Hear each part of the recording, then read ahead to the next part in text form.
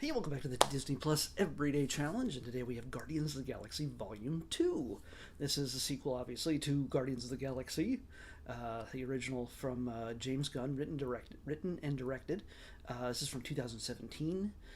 It runs 2 hours and 17 minutes long, and it follows the further adventures of our heroes, Star-Lord, Gamora, Groot, Rocket, Drax, and with the addition of Yandu here, and even a new character named Mantis as one of our new characters.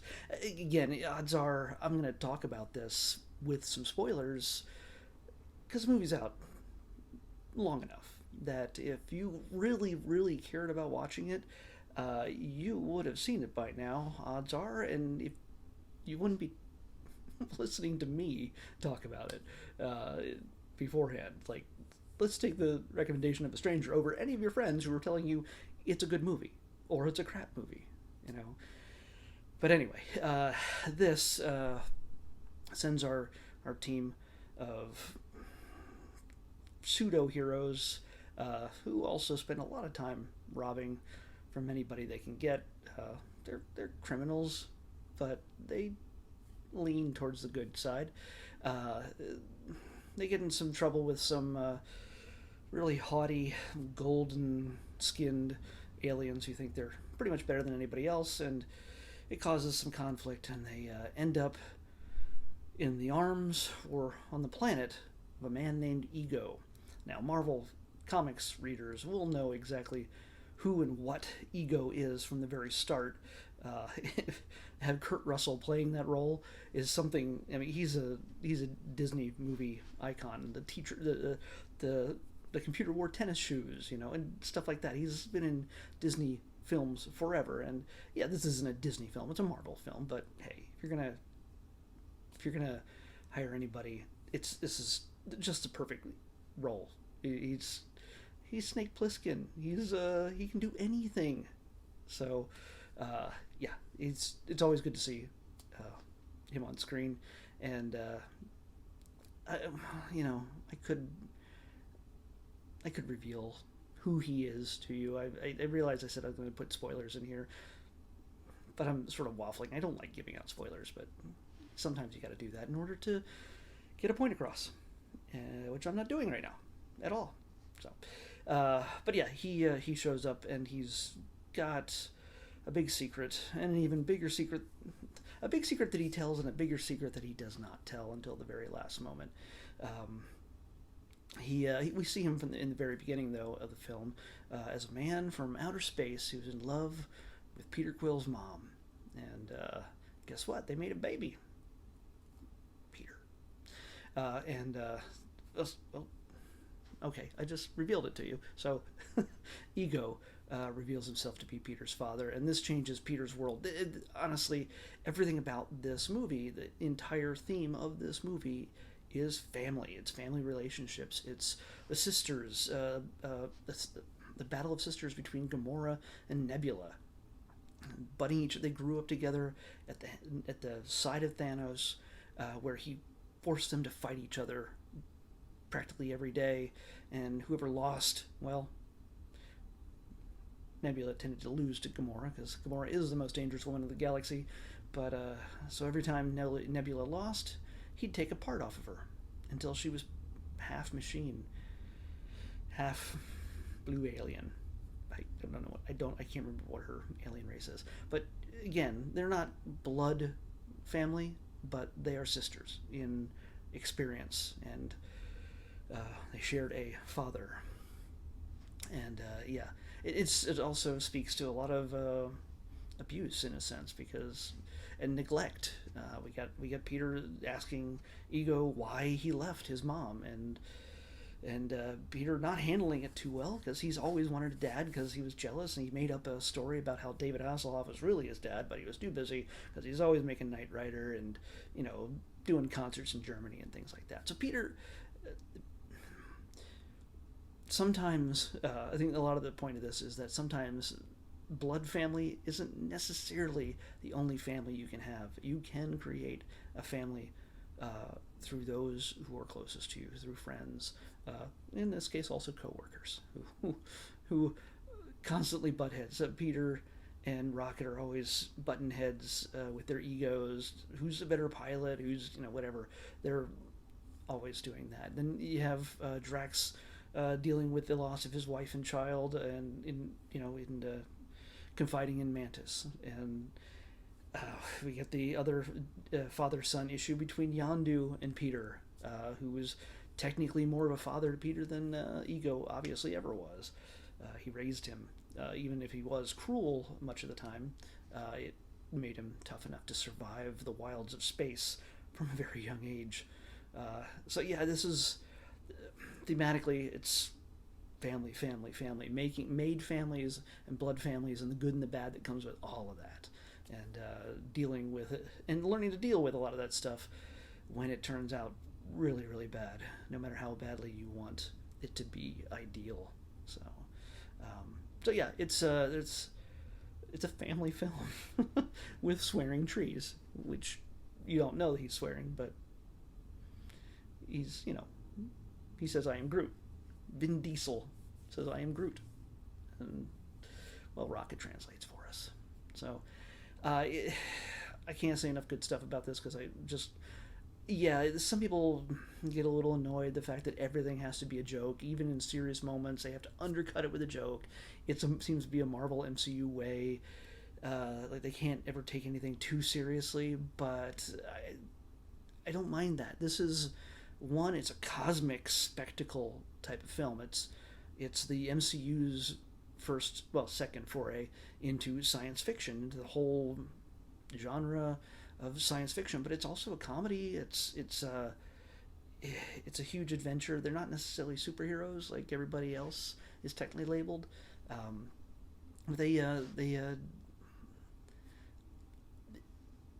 It's just done well enough that you have to be okay with being allowed to laugh in the midst of all this craziness. Because I think if it took itself way too seriously, we'd just see it as a lot of just CGI flying at us and exploding and lasers everywhere.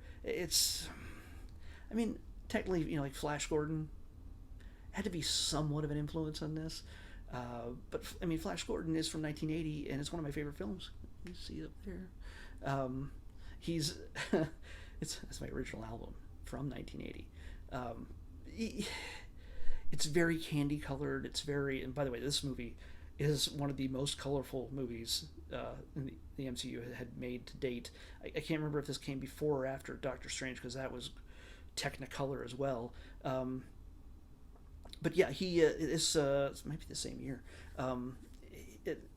Flash Gordon, it was funny, but it did it with a straight face. It did everything. It stuck to that old genre, that old feeling, and had a lot of practical effects, obviously, because it's 1980, as compared to today. That worked, but it was not meant to be a comedy. It's funny in many ways, and I love the film, but it's not a comedy. This is leaning fully into the comedy, fully into the pathos and the tragedy and the flaws of our heroes, and finding humor in that, and in some strangely tender moments that you wouldn't really expect between raccoons and trees and aliens and near godlike half human, half gods, and green alien women and blue guys with mohawks that control arrows. It's seriously, when you think about this, I say this a lot. I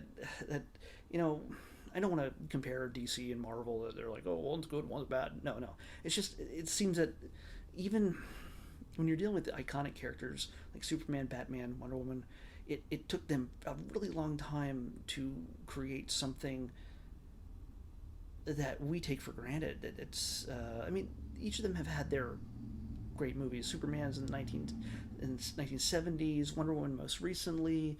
There's been plenty of great Batman movies over the years, but it seems that when they try to jump into other realms, they can't seem to, or when they try to bring them together, they can't seem to nail it properly. Whereas Marvel somehow said, hey, you know what, that weird horror film wacko James Gunn. Well, you know what? Let's give him a job. And oh yeah, this movie's gonna have a talking tree and a talking raccoon in it. It shouldn't have worked. Guardians of the Galaxy should not have worked. Not even, certainly not a second time. But the world around, my mom knows who Groot is, who Rocket Raccoon is. Rocket. It's just weird to think that these deep cut characters, these in the corners of the Marvel universe, Marvel comics, that nobody had ever even thought of. Most people didn't even know Iron Man when he premiered in 2008. I mean, yeah, comic book people did, and kids who watch cartoons did, but most people didn't know who Iron Man was. Here you go, Guardians of the Galaxy. Twice. And they knock it out of the park. And I can't go without saying anything about the music. Of course, James Gunn is, just like Edgar Wright and Quentin Tarantino, very particular about choosing his music for these movies. And it's a lot of retro fun. It's an old mixtape. And these are meant to be the mixtapes given to Peter by his mom before she died, or as a gift to Peter after to be given to him after she died. So yeah, we're getting a taste of the 70s, a little bit of the 80s in this. Well, actually, no, it had to be the 80s because he wasn't born until after the 80s. Because yeah, I don't know. That is weird. But yeah, she grew up listening to stuff in the 70s. So yeah, it's an awesome soundtrack. And of course, at the very end, we get David Hasselhoff doing his original Guardians of the Galaxy song. So you got to stick around for that. Speaking of which, this probably has the most extra scenes, mid-credit scenes than any Marvel movie. There's like 3 of them mid-credits, and then there's one at the very end with Stan Lee. So yeah, it's a lot for one movie, but 2 of them at least. Well, 2 of them will probably be addressed in Volume 3. They present the good guys and the bad guys, and then of course the third one deals with a teenage group, which we see in full form in Avengers: Infinity War. So yeah, that was our first tease of him growing up from a little tiny baby Groot. So yeah, there's a lot packed into this, and every time I watch it, there's something new. So I'm really, any chance I get to watch these guys, it's always a good time. And hey, starting off a movie with ELO, how can you go wrong? Come on. Yeah, so yeah, I recommend this just a little bit. Just thinking. Let's pick tomorrow's episode. 378. 378. 378. Okay, this is what I thought we almost would have had the other day, but I missed it by 1. But this is all brand new lists, so everything's been shifted around. We've visited this part of Africa before. This is a documentary. This might be the very last documentary about this region of Africa that I think we've seen them all now. I think. I don't want to jinx it, but I think this is our last visit to the Okavango River of Dreams. Okavango River of Dreams. Yeah. That very exotic and beautiful area of Africa. We're going to visit it again. National Geographic just seems to love that area, and I think they just went in and they just shot a bunch of stuff and they made like 10 documentaries out of it. I don't know. Anyway, I'll see you back here tomorrow with that Okavango River of Dreams. See you then.